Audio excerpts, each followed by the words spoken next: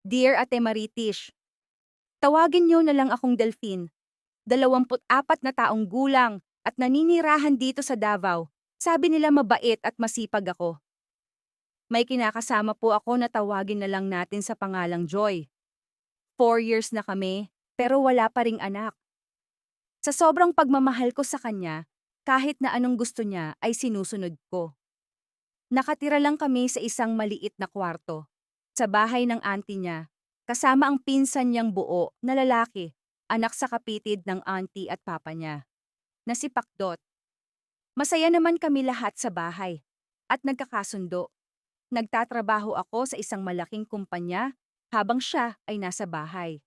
Isang araw, may nasabi ang isang kapitbahay na hindi sinasadya na wala ba daw akong pasok kasi buong araw daw niya narinig na kalabugan sa kwarto namin nang napadaan siya.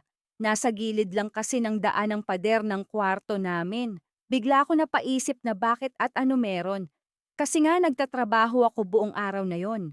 Isang araw, nagka-idea ako na lagyan ng hidden camera ang kwarto kasi hindi mapalagay talaga ang isip ko at iba ang kutob ko. Kinagabihan pag uwi ko, may handaan sa bahay at mga bisita kasi may nagbi-birthday. Pumunta ako sa kwarto at tiningnan ko ang hidden cam. Laking gulat ko at namumula sa galit na gustong manakit. Dahil sa nakita ko sa video, nakita ko ang buong pangyayari sa kanila. Nang pinsan niyang buo mula lambingan, kainan at sigawan. Napaiyak ako sa kwarto at hindi lumabas hanggang nag-uwi ang mga bisita at walang imik hanggang umaga. Napansin ito ni Joy na hindi ako kumakain at nagsasalita mula gabi hanggang umaga na. Umalis ang kanyang auntie para magtrabaho at ako naman ay lumabas saglit at may kukunin lang. Pagbalik ko, naabutan ko na nag-aaway si Joy at Pakdot.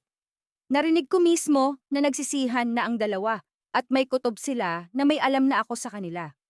Nilabas ko ang baril sa kanan kong kamay at rosaryohan sa kaliwa kong kamay. Hanggang dito lang muna Ate Maritish, kasi pagod na ako sa kakasulat. Send ko na lang po ang part 2 bukas. Gumagalang Delphine.